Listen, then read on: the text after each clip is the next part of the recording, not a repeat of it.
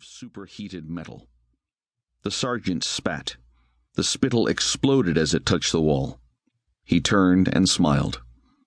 The execution squad was ready. A sudden squall erupted, drenching the crowd and sending up hissing clouds of steam from the wall. It stopped as quickly as it had begun, leaving the crowd miserable in the humid atmosphere. There was a nervous buzz here and there. Among so many beings, fear can keep the silence only so long. "This is the 4th time in as many cycles," a young Suzdal yipped at his packmate. "Every time the jokey police come hammering on the door to call us to the square, I think this time they're coming for us." His little snout was wrinkled back with fear, exposing sharp, chattering teeth. "It's nothing to do with us, dear," his packmate said. She rubbed the thick furred hump that protruded above her muzzle against the adolescent male, spreading soothing hormone. "They only want the black marketeers." "But all of us do it," the frightened Suzdal yipped. "There's no other way to live. We'd all starve without the black market." "Hush, someone will hear," his packmate warned. "This is human doings. As long as they're killing Jokians or Torques, we mind our own business." "I can't help it. It feels like what some humans call Judgment Day. Like we're all doomed. Look at the weather. Everybody's talking about it. No one's seen anything like it. Even the old ones say it's never been like this on Joki. Freezing cold one day, blistering hot the next, snowstorms, then floods and cyclones. When I woke this morning, I thought it smelled like spring outside. Now look." He pointed at the heavy black storm clouds overhead. "Now don't get yourself overwrought," his packmate said. "Not even the Kaken can control the weather." "He's going to get us eventually, and then—" The young Suzdal shuddered.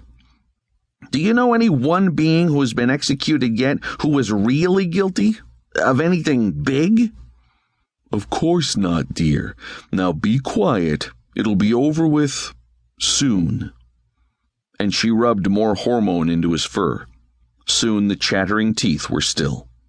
There was a crash and a boom and howl of music over the great loudspeakers, so loud that the foliage in the scattered parks of the square shivered with the beat. The gold-robed Kaken guard trotted, spear formation, out of the palace. At the apex of the spear was a floating platform, bearing the Kaken on his high back, gilded throne. The whole group quick-marched to a position just near the killing wall. The platform settled to the ground. The old Kaken peered about him with suspicious, rheumy eyes. He wrinkled his nose at the close smell of the crowd. An ever-attentive privy aide caught the gesture and sprayed the Kaken with his favorite sweet-scented incense. The old man pulled a decorated flask of methquil from his belt, uncorked it, and took a long drink. It quick-fired through his veins. His heart raced, and his eyes cleared along with his enthusiasm. "Bring them out!" he barked. It was an old, shrill sound, but it put the fear of the cowardly gods who tended this place into his servants. Orders were whispered down the line. In front of the killing wall, metal hissed on oiled bearings, and a dark hole yawned. There was a hum of machinery, and a wide platform rose up to fill the hole. There was a long, audible shudder from the crowd when they saw the prisoners standing there in their chains, blinking in the dim light. Soldiers hustled forward and prodded the 45 men and women to the wall. Metal bands emerged from the wall and clamped them into place. The prisoners looked at the Kaken with stunned eyes. He took another pull on his flask and giggled with the heat of the methquil. "Get on with it!" The black-robed inquisitor stepped forward and began reading the names and confessions of each of the assembled felons. Their list of crimes boomed over the loudspeakers.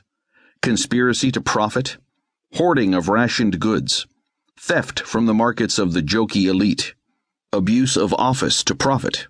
On and on it went. The old Kaken frowned at each charge, then nodded and smiled at each disposition of guilt. Finally,